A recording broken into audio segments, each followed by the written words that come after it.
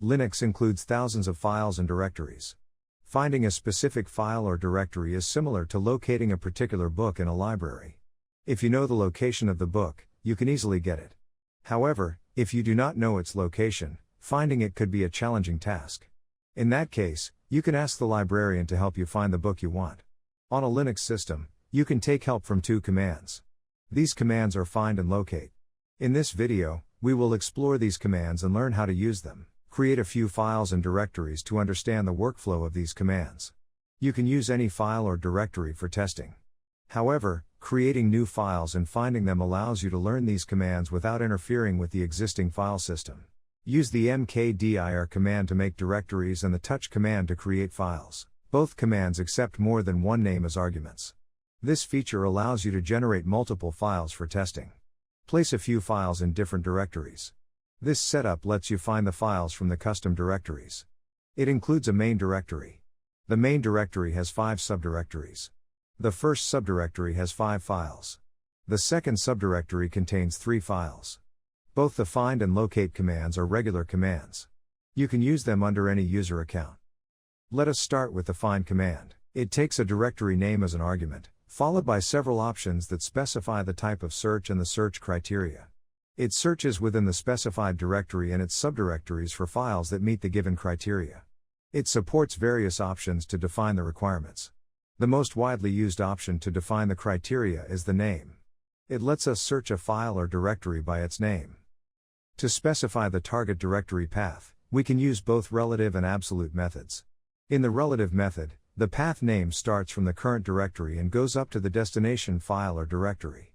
In it, a single dot represents the current directory. Double dots represent the parent directory. These commands use relative methods to specify the destination directory. This command finds a file named file1 in the current directory. This command finds a file named d2 file1 in the parent directory. In the absolute method, the path starts from the root directory and goes up to the object. The pwd command shows the absolute path of the current directory. We can use it to build the destination path. This command finds the file named file1 in the current directory. It uses the absolute method to specify the destination directory. The find command uses the same method to display the result in the output. If we use the relative method to specify the destination directory, the result shows the path names relative to the current directory. If we use the absolute method, it also displays the complete path in the output. By default, it includes only path names in the output. The ls option allows us to view detailed information about each result in long format. The find command is case sensitive. A name in the capital case is different from the same name in the small case. It finds files and directories only in the specified case. It also supports wildcard characters. A wildcard character allows us to search for files that match a pattern. For example, this pattern represents files whose names include the file keyword and one extra character. If we use a wildcard in the pattern, we must enclose the pattern in the quotas. If we do not enclose a pattern that includes a special character, the command treats the special character as a regular character and returns no result. It also includes the reason in the output as a hint. In wildcard characters, a question mark represents a single character. We can use it to find a pattern that includes any character at a specific position. For example, this pattern represents all file names that contain 2 characters and the first character of their name is D. In wildcard, an asterisk represents any number of characters. We can use it when we do not know the number of characters in the name.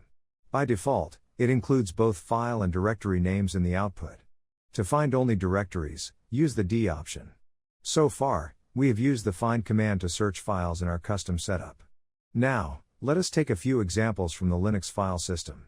The fs-tab file saves partition information. We do not know its location. We can use the find command to locate this file. The /etc directory contains all system configuration files.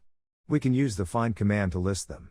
A configuration file name ends with a .conference extension. Unlike the find command, the locate command uses a different approach to search for files and directories.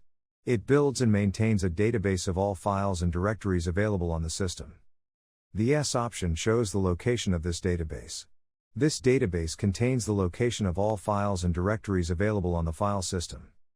When we search for a file or directory, instead of searching the entire file system, the locate command searches it in the database. It periodically updates its database through a cron job. It also supports manual updates. We can update it anytime using the update db command. It searches for the given name in the whole path of the object. For example, this command looks for the keyword FTP in the absolute path of the files and directories. The FTP keyword can be anywhere in the path. If the output includes a large number of results, we can redirect it to the less or more command. Both commands allow us to navigate through the output. The more command allows only forward movement through the content. It does not allow scrolling backward. Once we move past a section, we cannot return to it without restarting the command. This limitation does not apply to the less command. It allows both forward and backward scrolling using the arrow keys. Similar to the find command, the locate command is also case sensitive. A file name in the capital case is different from the same name in the small case. The I option allows us to perform a case-insensitive search. If we use it, the locate command includes results in both cases.